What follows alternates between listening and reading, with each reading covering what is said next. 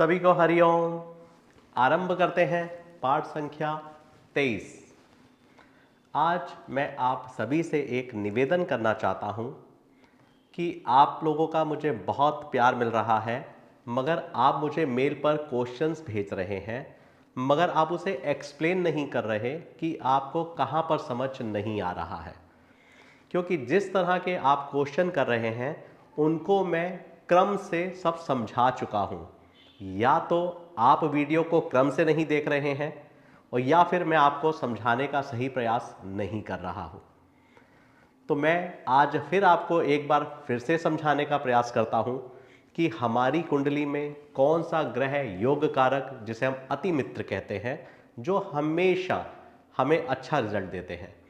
दूसरा अकारक, जिसे हम अति शत्रु कहते हैं, जो हमें अच्छे परिणाम नहीं देते हैं।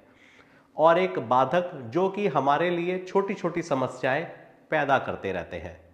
और बाधक के विषय में भी मैं आपको बता चुका हूं, ये मेरा अपना मत है कि मैं इसको बहुत अच्छे से नहीं मानता हूं, क्योंकि जब मैं प्रिडिक्शन कर रहा हूं या करता आ रहा हूं तो मुझे इनका रोल कम देखने को मिल रहा है।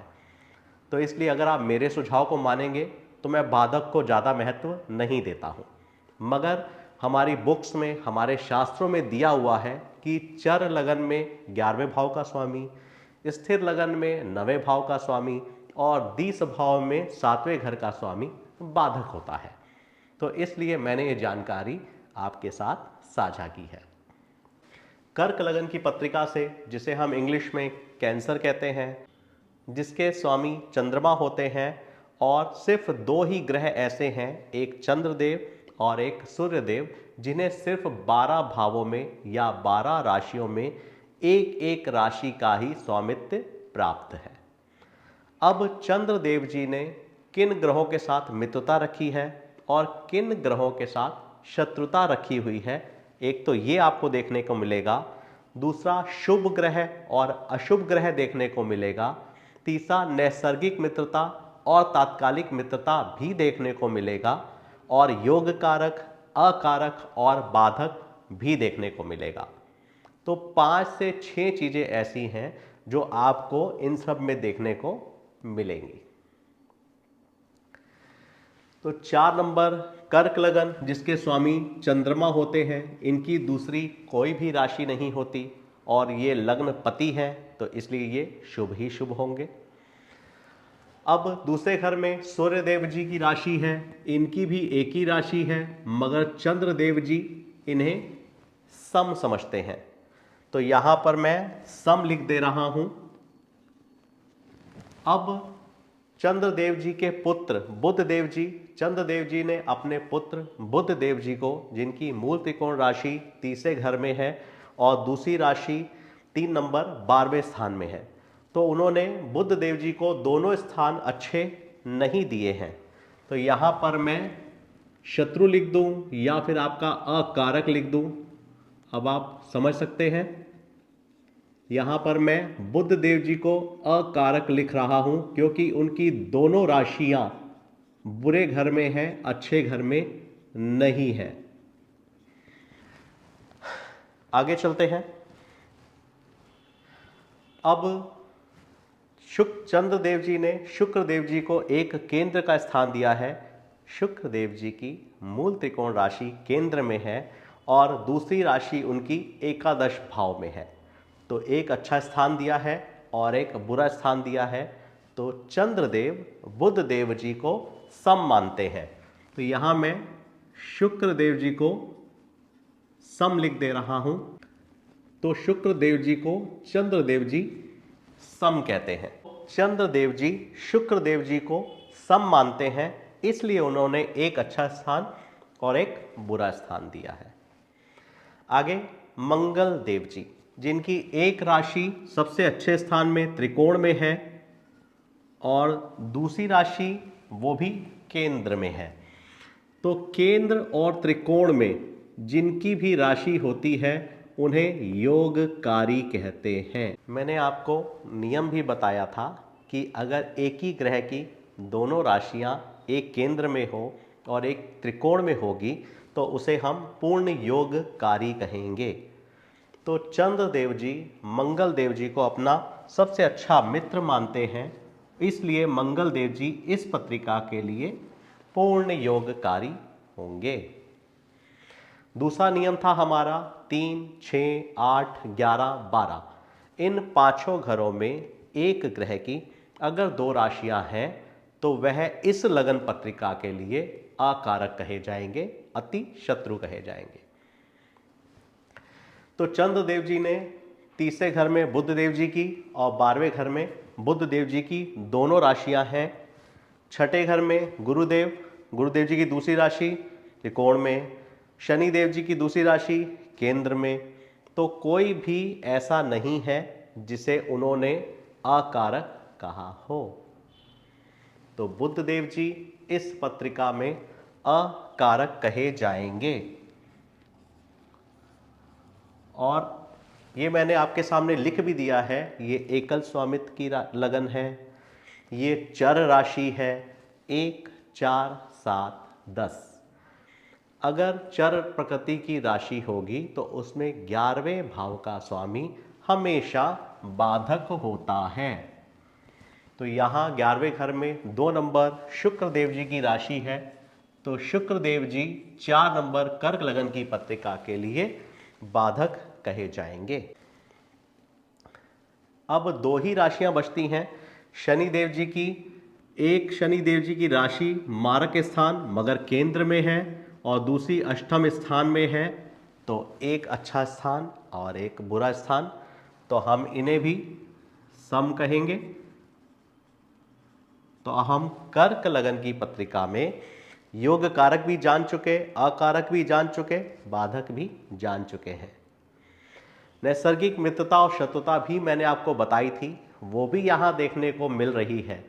बुध देव जी जो चंद्रदेव जी के पुत्र हैं मगर वह उन्हें अपना शत्रु मानते हैं, तो चंद्रदेव भी यहां बुध देव जी को शत्रु ही मानते हैं। 5 नंबर में देखते हैं, यहां सूर्य देव जी इनकी एक ही राशि है, तो इन्हें आगे चलते हैं।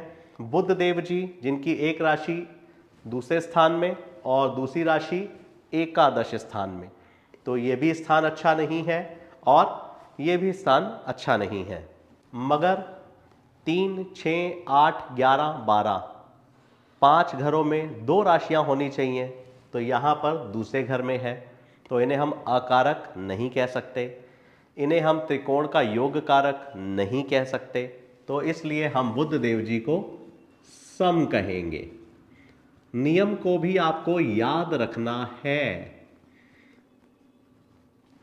अब आगे शुक्र देव जी एक राशि मूल त्रिकोण 7 नंबर तुला राशि तीसरे घर में और दूसरी राशि केंद्र में 2 नंबर, एक अच्छा स्थान और एक बुरा स्थान, तो सूर्य देव शुक्र देव को सम मानते हैं। तो शुक्र देव जी को मैं सम लिख दे रहा हूं। दूसरी राशि यहां केंद्र में है तो सम हो गए। अब मंगल देव जी की एक राशि केंद्र में है और दूसरी राशि त्रिकोण में है, तो नियम है केंद्र और त्रिकोण में एक ही ग्रह की दोनों राशियां होंगी तो उन्हें हम योगकारी कहेंगे। तो इस पत्रिका में भी मंगल देव योगकारी हैं, तो मैंने मंगल जी को योगकारी लिख दिया है।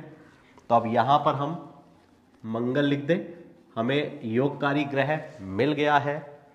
अब हमें अकारक और बाधक जानना है, तो ये 2, 5, 8, 11 जिसे हम परफड़ कहते हैं, तो इसमें 9वें घर का स्वामी बाधक होता है। तो अब देख लीजिए, मंगल देव ही योगकारी है और मंगल देव ही बाधक है। इसीलिए मैंने आपसे पिछले वीडियो में भी कहा था और इस वीडियो में भी कह रहा हूं कि बाधक को मैं बहुत अधिक महत्व नहीं देता। बाकी आप भी जब धीरे धीरे प्रैक्टिस करेंगे तो आप भी समझेंगे और अपना डिसीजन स्वयं लेंगे। तो यहां पर मैं मंगल देव जी को बाधक लिख दे रहा हूं। अब सूर्य देव जी ने बृहस्पति देव जी को एक त्रिकोण का स्थान दिया है और एक 8वां स्थान दिया है, तो एक अच्छा स्थान है और एक बुरा स्थान है, इसलिए हम गुरु बृहस्पति देव जी को भी सम कहेंगे। तो सूर्य देव जी बृहस्पति देव जी को भी सम ही मानते हैं। अब हमारी शेष 2 ही राशियां बची हैं, एक 6 नंबर जिसमें शनि देव जी की राशि, दूसरा मारक हाउस जिसमें शनि देव जी की राशि। तो अब शनि देव जी को सभी जानते हैं कि सूर्य देव जी के शत्रु हैं और ये आप पहले जान भी चुके हैं। तो इस पत्रिका में हम अकारक शनि देव जी को लिख देंगे। अब 3, 6, 8, 11, 12 में सिर्फ एक शनि देव ही जो सूर्य देव जी के शत्रु हैं और उन्हीं की राशि पड़ रही है, तो इसलिए हम शनि देव जी को यहाँ पर अकारक मान लेंगे।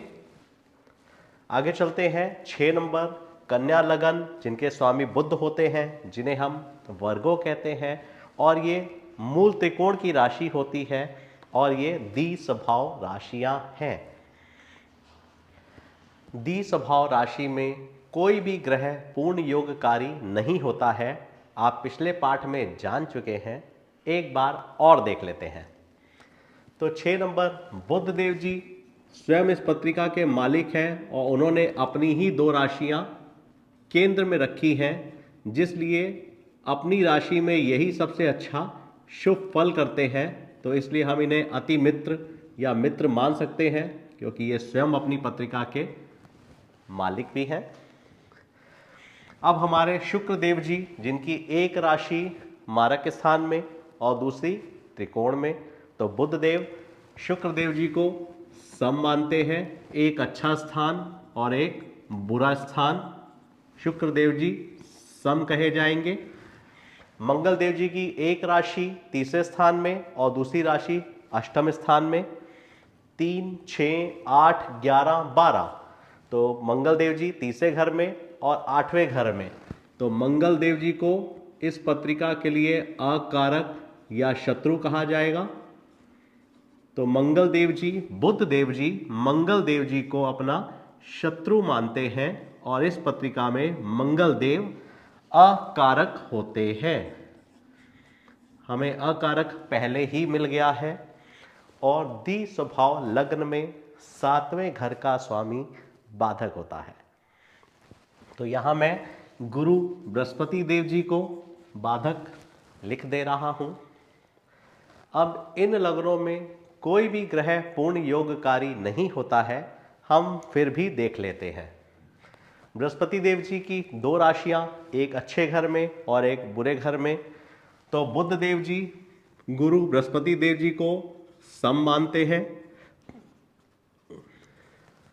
शेष शनि देव जी की एक राशि त्रिकोण में और दूसरी राशि 6 नंबर घर में है, तो इसलिए ये भी सम कहे जाएंगे, क्योंकि हमारा नियम है कि केंद्र और त्रिकोण 2 जगह का मालिक होने पर ही हम उसे योगकारी कहेंगे। तो इस पत्रिका में कोई भी ग्रह पूर्ण योगकारी नहीं होता है।